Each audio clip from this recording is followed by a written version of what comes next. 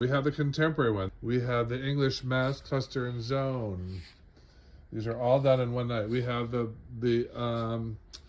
parallel design right there.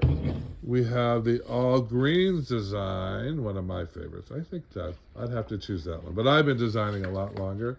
Another parallel design and another all greens design. All these done on a Thursday night in Austin.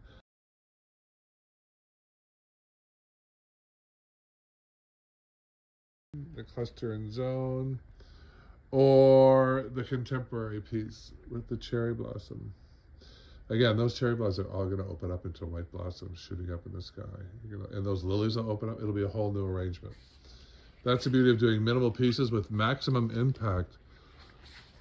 For the American School of Flower Design. Join us in class. Do all these projects in one night. Flower School 101.